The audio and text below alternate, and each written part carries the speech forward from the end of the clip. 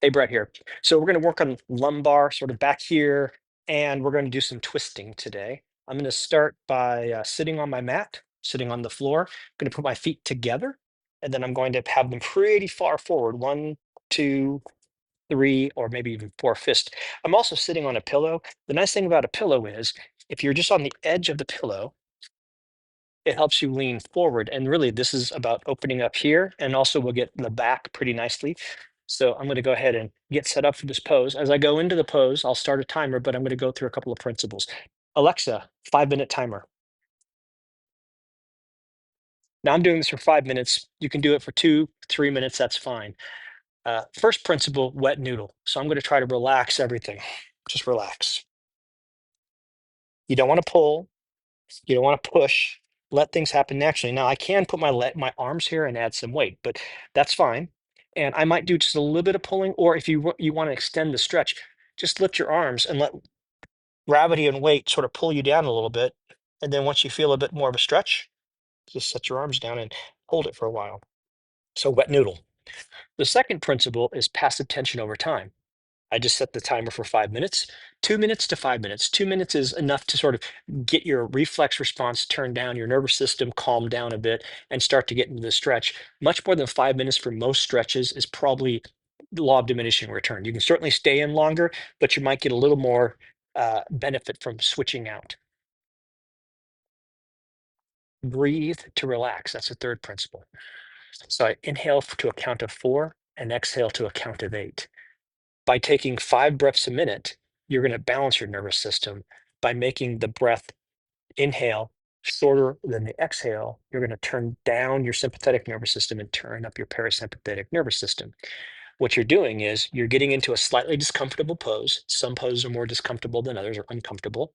And then you're breathing and you're telling your nervous system, hey, I know this is uncomfortable. It's okay. I got it. So you're actually changing the owner manual of your body.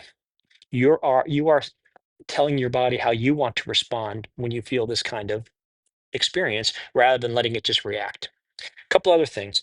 You got to work from where you're at. Sometimes, you've got a tweaked muscle, or you've just done too much. You're just not in a good place. Maybe you pull back a little bit. That's fine. If you've got any kind of injury, pull back. Do not go into it even more. The other thing is, it's how it feels, not how it looks. I'm getting a nice stretch, mostly on the back, but that's fine.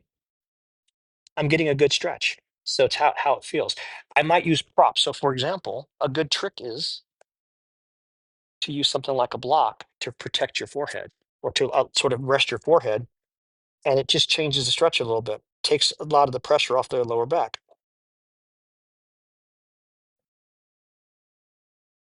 And as you stay in the pose longer, maybe you adjust down a little bit.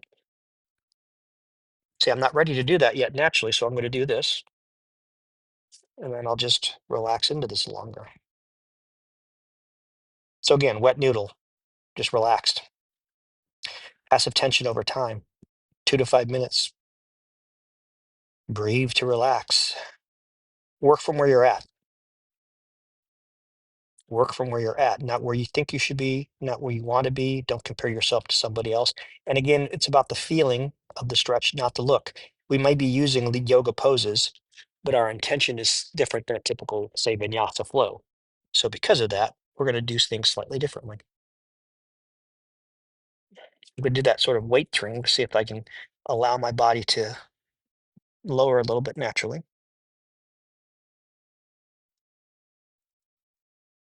There we go. Now I've got the brick even lower.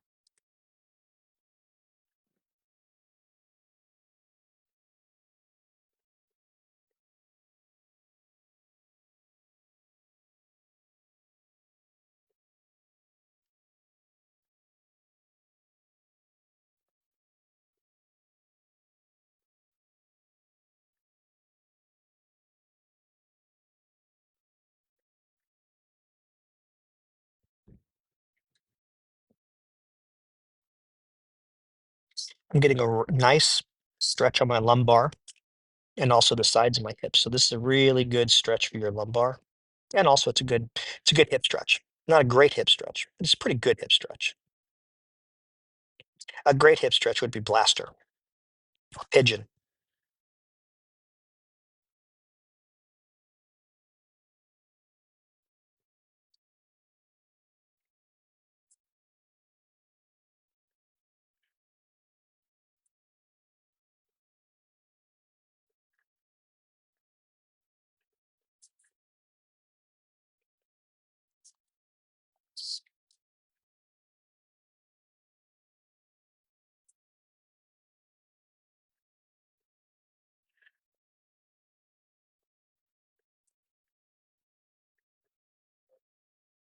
Alexa, stop.